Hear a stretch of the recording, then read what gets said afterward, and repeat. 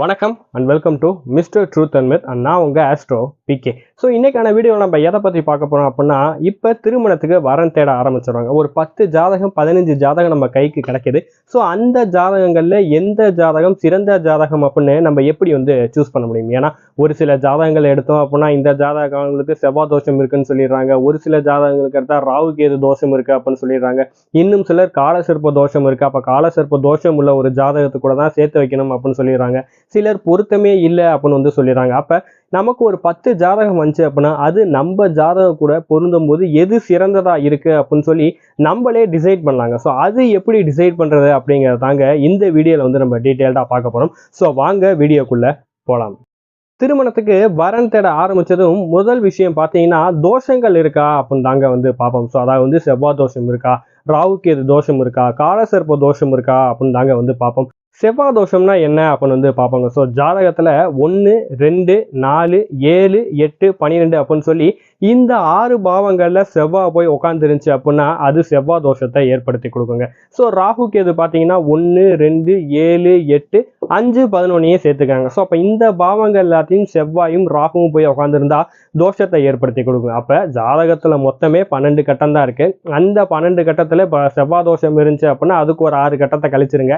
ராகு கேது தோஷம் இருந்துச்சுன்னா அதுக்கு ஒரு 4 கட்டத்தை கழிச்சிட்டீங்க அப்படின்னா மிச்சம் 2 கட்டத்தில் இருக்கிறவங்க மட்டும்தாங்க திருமணம் செய்ய முடியும். ஸோ அப்போ இந்த முதல் தோஷம்னா என்ன அப்படிங்கிறத தெரிஞ்சுக்கணும். அதே மாதிரி எல்லா ஜாதகத்திலையுமே ஏதாவது ஒரு தோஷம் அப்படிங்கிறதுக்கும் ஏதாவது ஒரு யோகம் அப்படிங்கிறது இருக்குங்க. ஸோ அப்போ அந்த யோகமோ அந்த தோஷமோ எப்போ வேலை செய்யுது அப்படிங்கிற ஒரு விஷயம் இருக்கு பார்த்தீங்களா? ஸோ அதுதான் ரொம்பவே முக்கியமான ஒரு விஷயங்க.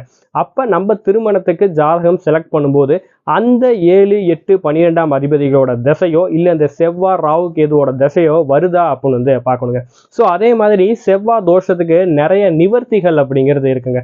ஸோ அந்த நிவர்த்திகள் அந்த ஜாதகத்தில் இருக்கா? ஃபர்ஸ்ட் 10 பொருத்தம் பார்க்கறதே தவறான விஷயம். அதை பற்றியெல்லாம் ஆல்ரெடி நான் உங்களுக்கு ஒரு வீடியோ போட்டிருக்கேன். அந்த வீடியோட லிங்க்கை உங்களுக்கு நான் மேலே கொடுக்குறேன், அதை நீங்கள் செக் பண்ணிக்கோங்க.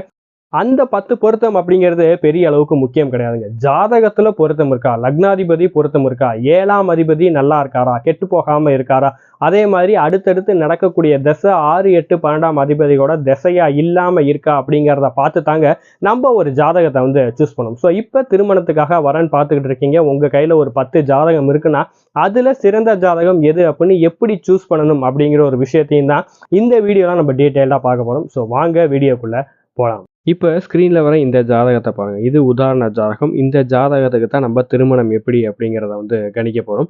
ஸோ இதில் பார்த்தீங்கன்னா கிரகங்கள் எல்லாமே தனித்தனியாக இருக்குங்க. இந்த மாதிரி கிரக அமைப்புகள் இருக்குமா அப்படின்னு பார்த்தீங்கன்னா கண்டிப்பாக இந்த மாதிரியும் கிரக அமைப்புகள் இருக்குங்க. ஸோ இந்த மாதிரி கிரக அமைப்புகள் இருந்துச்சு அப்படின்னா அதற்கு வல்லகி யோகம் அப்படின்னு பேருங்க. அதாவது ராகு கேதுக்கள் தவிர மிச்சம் இருக்கக்கூடிய 7 கிரகங்களும் தனித்தனி வீட்டில் நின்றுச்சு அப்படின்னா அதற்கு வல்லகி யோகம் அப்படின்னு பேருங்க. ஸோ ரொம்பவே நல்லபடியான ஒரு பொருளாதார வாழ்க்கையில சிறந்த வாழ்க்கை வாழக்கூடிய ஒரு யோகம் இந்த வல்லகி யோகம். ஸோ அதை பற்றி நம்ம தனி வீடியோ பார்ப்போம். ஸோ இப்போ இந்த மாதிரி ஒரு ஜாதக அமைப்பு இருக்குங்க. ஸோ இந்த மாதிரி ஒரு ஜாதக அமைப்புக்கு நம்ம வரன் தேணும். ஸோ ஃபர்ஸ்ட் இந்த ஜாதகத்தில் தோஷங்கள் இருக்கா அப்படின்னு பார்ப்போம். ஸோ இந்த ஜாதகத்தை இப்போ வெளியே கொண்டு போய் கொடுக்குறீங்க அப்படின்னா பார்த்ததுமே சொல்லிடுவாங்க 7ல் செவ்வாய் இருக்கு.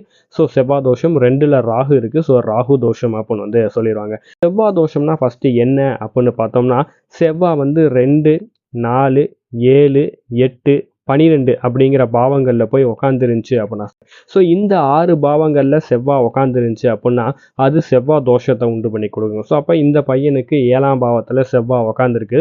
ஸோ செவ்வாய் தோஷம் உண்டு பண்ணி கொடுக்கும் அப்படின்னு சொல்லிடுவாங்க எல்லாருமே. ஜாதகம் தெரிஞ்சவங்கள்ட்ட கொடுக்குறீங்க அப்படின்னா செவ்வாய் தோஷத்துக்கு நிறைய நிவர்த்திகள் இருக்குங்க. அதாவது எப்படி அப்படின்னா செவ்வாய் போய் அதோட நட்பு வீடுகளில் எங்கே உக்காந்தாலுமே அது செவ்வாய் தோஷத்தை உண்டு பண்ணி கொடுக்காது. அது 2வது வீடாக இருந்தாலும் சரி, 7வது வீடாக இருந்தாலும் சரி, 8வது வீடாக இருந்தாலும் சரி, அதோட நட்பு வீடுகளில் உட்காந்துருக்கும் போது செவ்வாய் தோஷத்தை உண்டு பண்ணி கொடுக்காது.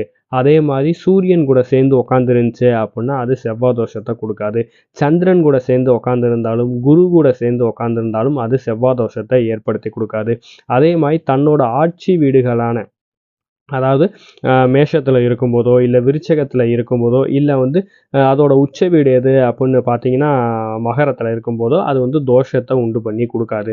அதே மாதிரி குருவோட பார்வைகளான 5, 7, 9 இந்த பாவங்கள் விழுகும் போதும் அதற்கு தோஷம் அப்படிங்கிறது கிடையாதுங்க. ஸோ அப்படி இருக்கும்போது இப்போ இந்த பையனுக்கு செவ்வாய் எங்கே உக்காந்துருக்கு அப்படின்னு பார்த்தீங்கன்னா தன்னோட நட்பு வீடான கடகத்தில் உட்காந்துருக்கு. அப்போ இதுவே பார்த்தீங்கன்னா வந்து அதுக்கு செவ்வாய் தோஷம் இல்லை அப்படின்னு தான் வந்து அர்த்தம். அதுவும் இல்லாமல் குரு பார்த்தீங்கன்னா தன்னோட சிறப்பு பார்வையான 9ஆம் பார்வையில் அந்த செவ்வாயை பார்த்துடுறாரு அப்படிங்கிறனால இது தோஷத்தை உண்டு பண்ணி கொடுக்காதுங்க. சொல்லப்போனால் இது யோகத்தை தான் உண்டு பண்ணி கொடுக்கும். ஏன்னா குருவும் செவ்வாயும் ஒருத்தர் வந்து பார்க்குறாங்க, குருவோட பார்வை செவ்வாய் மேலே விழுகுது அப்படிங்கிறனால இது குருமங்கள யோகத்தை ஏற்படுத்தி கொடுக்குங்க. அப்போ பொருளாதாரம்ங்கிறது நல்லபடியாக இருக்கும் அப்படின்னு வந்து சொல்லலாம். இது தோஷம் கிடையாது, செவ்வாய் தோஷம்ங்கிறது கிடையாது. ராகு கேது தோஷம் மட்டும்தாங்க இருக்கு. ஏன்னா 2-8 ராகு கேதுக்கள் உட்காந்து இருக்கனால ராகு தோஷங்களை ஏற்படுத்தி கொடுக்கும். அப்போ செவ்வாய் தோஷத்துக்கு எங்கெங்க இருந்துச்சு அப்படின்னா அது செவ்வாய் தோஷம் இல்லை அப்படின்னு பார்த்துட்டோம். ஸோ ராகு கேதுக்களை பொறுத்த வரைக்கும் பார்த்தீங்க அப்படின்னா இந்த ராகு கேதுக்கள் பார்த்தீங்கன்னா கரெக்டாக 180 டிகிரியில் தாங்க இருக்கும். அதாவது ராகு 1ஆம் பாவத்தில் இருந்துச்சு அப்படின்னா கேது 7ஆம் பாவத்தில் இருக்குங்க. கேது 2ஆம் பாவத்தில் இருந்துச்சு அப்படின்னா ராகு 8ஆம் பாவத்தில் இருக்குங்க. ஸோ எப்பயுமே 180 டிகிரியில் மட்டும்தான் வந்து இருக்கும். 5-11 இருந்துச்சு அப்படின்னா அது வந்து தோஷத்தை உண்டு பண்ணி கொடுக்காது.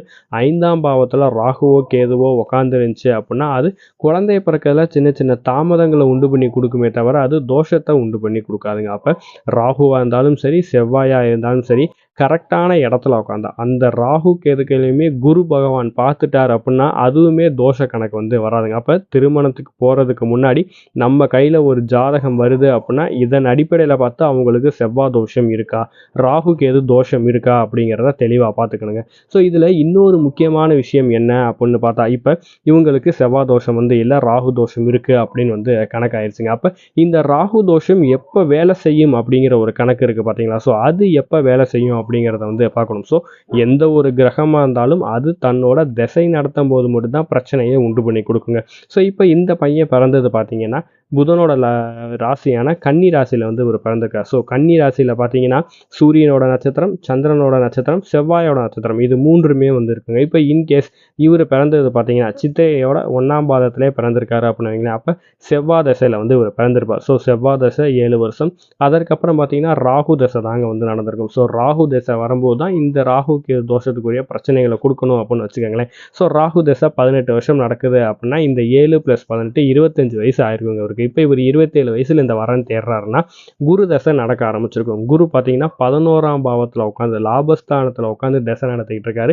இதற்கு அடுத்து வரக்கூடியதும் பார்த்தீங்கன்னா சனி தசை. சனி 10ஆம் பாவத்தில் ஆட்சியில் இல்லை உச்சத்தில் உட்காந்துருக்காரு அவர்.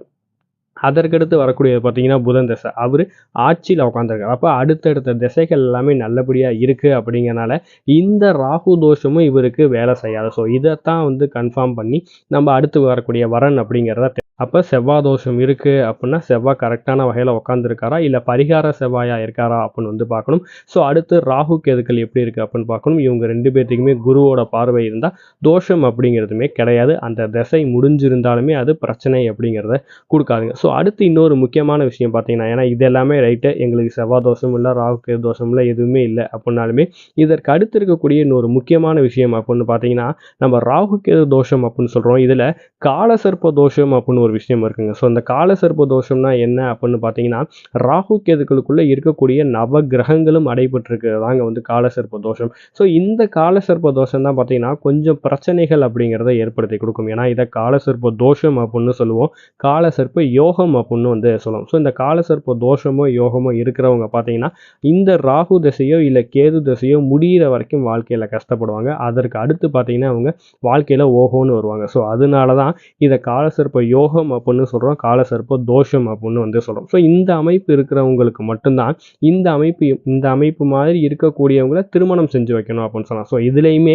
ராகு தசையோ கேது தசையோ முடிஞ்சிருச்சு அப்படின்னா அவங்கள யாருக்கு வேணாலும் திருமணம் அப்படிங்கிறது செஞ்சு கொடுக்கும். அப்போ ஒரு ஜாதகத்தில் தோஷங்கள் அப்படின்னு எடுத்துக்கிட்டா இவ்வளோ விஷயங்கள் பார்த்து தான் அது தோஷமா இல்லையான்னு சொல்லணும். சும்மா நம்ம 10 பொருத்தை மட்டும் பார்த்துட்டு இல்லை 2ல் செவ்வாய் இருக்குது 4ல் செவ்வாய் இருக்குது அப்படின்னு பார்த்துட்டு நிறைய பேரோட வாழ்க்கையில் இப்போ நம்ம இந்த ஜாதகம் அப்படிங்கிற பேரில் விளையாண்டுக்கிட்டு இருக்கோம். ஸோ அப்போ இந்த விஷயங்கள்லாம் பார்த்துட்டு எடுத்துக்கணும். ஸோ இப்போ இது எல்லாமே எங்களுக்கு ஓகேப்பா, இதை நாங்கள் பார்த்துட்டோம், ஓகே ஆயிடுச்சு. ஸோ இதுக்கு அடுத்து என்ன பார்க்கணும் அப்படின்னு பார்த்தீங்கன்னா ஏழாம் அதிபதி எப்படி இருக்காரு அப்படின்னு வந்து பார்க்கணுங்க. ஸோ ஏழாம் அதிபதி நல்லா இருந்தாலே அது யோகமான ஒரு விஷயம் அப்படின்னு வந்து சொல்லலாம். ஸோ இப்போ இந்த ஜாதகத்துக்கு பார்த்தீங்கன்னா மகர லக்னத்துக்கு 7வது வீடு பார்த்தீங்கன்னா கடகம் வந்து வரும். ஸோ கடகத்துக்கு சந்திரன் தான் உரித்தானவருங்க. ஸோ அப்போ இந்த சந்திரன் எங்கே உட்காந்துருக்காரு அப்படின்னு வந்து பார்க்கணுங்க. ஸோ ஜாதகத்தில் சந்திரன் எங்கே இருந்தாலுமே அவர் எல்லாரு கூடயுமே நட்பாக தான் வந்து இருப்பார். யாரு கூடயும் மேக்சிமம் பகையாக மாட்டாருங்க. அப்போ 7ஆம் அதிபதி பகை வீட்டில் இல்லாமையும் நீச வீட்டில் இல்லாமையும் இருக்குதா அப்படின்னு பார்த்தீங்கன்னாலே போதும்.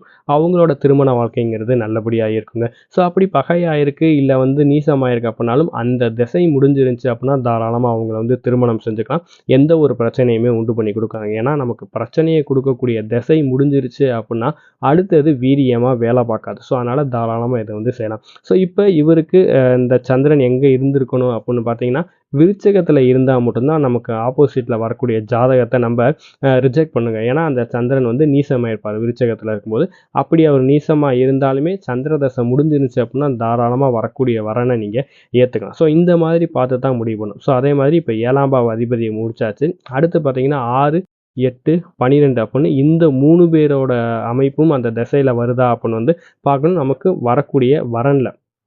ஏன் அப்படின்னு பார்த்தீங்கன்னா 6ஆம் பாவம் அப்படிங்கிறது பிரச்சனைகளை கொடுக்கும், நோய் நொடிகளை கொடுக்கும். 8ஆம் பாவம் அப்படிங்கிறது பிரிவுகளையும் ஆயுள்களையும் பிரச்சனையை உண்டு பண்ணி கொடுக்கும். 12ஆம் பாவம் அப்படிங்கிறது நிரந்தரமான பிரிவு டைவர்ஸை வந்து உண்டு பண்ணி கொடுக்கும். ஸோ அதனால தான் வரவங்களுக்கு அதாவது வந்து இப்போ நம்ம வரன் பார்க்குறோம் அப்படின்னா வரவங்களுக்கு 6, 8, 12ஆம் பாவ அதிபதியோட திசை நடக்கக்கூடாது அப்படின்னு வந்து சொல்கிறாங்க. ஸோ இது இன்னுமே டீட்டெயில்டாக சொன்னால் கொஞ்சம் பொறுமையாக கேட்டிங்கன்னா உங்களுக்கு தெரியும். ஸோ இப்போ இந்த பையனோட ஜாதகம் பார்த்தீங்கன்னா லக்னம் மகர லக்னம். அப்போ 7ஆம் பாவ அதிபதி யார் அப்படின்னு பார்த்தீங்கன்னா சந்திரன். அந்த சந்திரன் யாருன்னா மனைவி. அப்போ மனைவியோட ஜாதகம்ங்கிறது 7ஆம் பாவம். மனைவிக்கு 2ஆம் பாவங்கிறது தான் இந்த பையனோட 8ஆம் பாவமாக வந்து வரும். ஸோ அப்போ 8ஆம் பாவங்கிறது ஆயுள் ஸ்தானம் அப்படின்னு வந்து சொல்லுவோம். ஸோ இந்த மனைவியோட 7ஆம் பாவத்துக்கு 12ஆம் பாவம் எது அப்படின்னு பார்த்தீங்கன்னா இந்த பையனோட 6ஆம் பாவம். அப்போ 6ஆம் பாவத்தோட தசை நடக்குது அப்படின்னா கட்டாயம் பிரச்சனையை உண்டு பண்ணி கொடுக்கும். ஸோ அதனால தான் 6, 8, 12 அப்படின்னு பொதுவாக சொல்லி 6, 8, 12ஆம் பாவங்களோட தசை நடந்துச்சு அப்படின்னா கவனமாக இருக்கணும் அப்படின்னு வந்து சொல்லுவாங்க. ஸோ அந்த சமயம் திருமணங்களை தள்ளி வைக்கிறது ரொம்பவே நல்லது அப்படின்னு வந்து சொல்லலாம். இப்போ இன்கேஸ் 6, 8, 12ஆம் பாவ அதிபதிகள் ஆட்சியாக இருந்தாலோ உச்சமாக இருந்தாலோ இருந்துச்சுன்னா அந்த தோஷமோ பிரச்சனையோ வேலையை வந்து செய்யாதுங்க. அப்படி இல்லை அப்படின்னா குருவோட பார்வையில் இருந்தாலுமே வந்து யோகத்தை தான் ஏற்படுத்தி கொடுக்கும். ஸோ எப்பயுமே இந்த குரு நல்லவரோ கெட்டவரோ குருவோட பார்வை பட்டுருச்சுன்னா அது எவ்வளோ பெரிய கிரகமாக இருந்தாலும் அது நல்லதை மட்டும்தாங்க வந்து செய்யும். பிரச்சனைகளை உண்டு பண்ணி கொடுக்காதுங்க. ஸோ அப்போ இந்த மாதிரி செவ்வாய் தோஷம் இருக்கா, ராகுகேது தோஷம் இருக்கா, காலசர்ப்ப தோஷம் உள்ள ஒரு ஜாதகமாக 7ஆம் பாவம் எப்படி இருக்குது, 6, 8, 12ஆம் அதிபதியோட திசை நடக்குதா இல்லை திசை முடிஞ்சிருச்சா அப்படிங்கிறத பார்த்து இது எல்லாம் ஓகேவாச்சுன்னா நீங்கள் அடுத்த கட்டத்துக்கு தாராளமாக வந்து ப்ரொசீட் பண்ணலாம். இதை நீங்களே பார்த்து செக் பண்ணி அந்த ஜாதகத்தை ஓகே பண்ணிக்கலாங்க. ஜஸ்ட் ஒரு கன்ஃபர்மேஷன்ஸ்க்கு மட்டும் யாராவது ஒரு நல்ல அஸ்ட்ராலஜராக பார்த்து நீங்கள் கொண்டு போய் கொடுத்தாலே வந்து போதும். அந்த 10 பொருத்தம் அப்படிங்கிறது தேவை கிடையாதுங்க. ஸோ இந்த விஷயங்களை பார்த்தாலே இந்த திருமணம் பார்த்தீங்கன்னா கட்டாயம் அந்த டைவர்ஸை நோக்கியெல்லாம் போகாது. நல்லபடியான வாழ்க்கையவே உண்டு பண்ணி கொடுக்கும். ஸோ இந்த வீடியோ உங்களுக்கு பிடிச்சிருந்துச்சு அப்படின்னா லைக் பண்ணுங்கள், ஷேர் பண்ணுங்கள், கமெண்ட் பண்ணுங்கள். இந்த மாதிரி நிறைய பயனுள்ள தகவல்கள் வேணும் அப்படின்னு நினச்சிங்கன்னா நம்மளோட சேனலை சப்ஸ்கிரைப் பண்ணிக்கோங்க. நன்றி.